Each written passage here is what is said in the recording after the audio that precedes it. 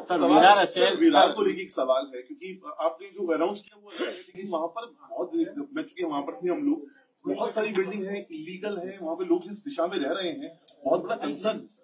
ये बिल्कुल कंसर्न की बात है। देखिए वहां पर इलीगल बिल्डिंग्स भी है, डायलापिलेटेड बिल्डिंग्स भी है। अब इस पर्टिकुलर बिल्डिंग को भी नोटिस भी दिया गया था और स्ट्रक्चरल ऑडिट के लिए भी नोटिस दिया गया था।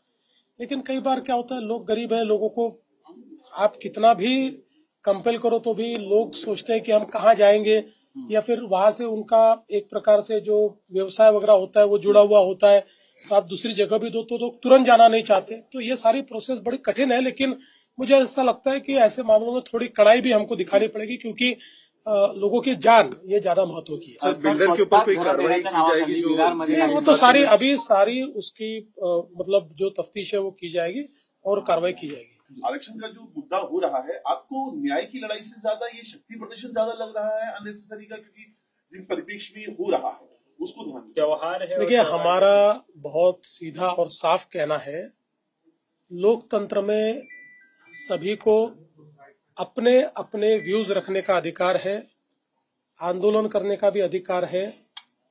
कोई भी आंदोलन जब तक डेमोक्रेटिक है, लोकतांत्रिक है, हमको उससे कोई शिकवा गिला नहीं है।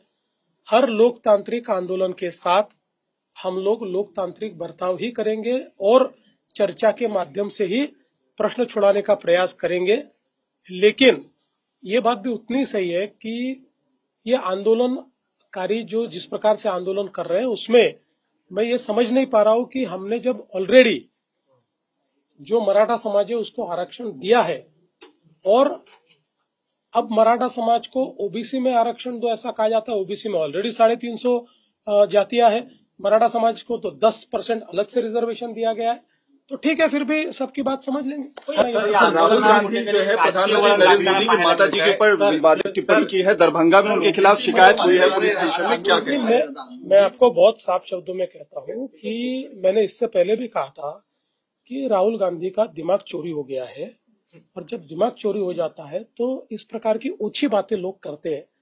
अब मुझे बताइए, आप राष्ट्रीय नेता कहलाते हो और इतनी ओछी बात करते हो, आपको राष्ट्रीय नेता कहलाने का क्या अधिकार है? और मुझे तो ऐसा लगता है कि जब किसी का दिमाग चोरी हो जाता है तो उसको इग्नोर कर देना चाहिए।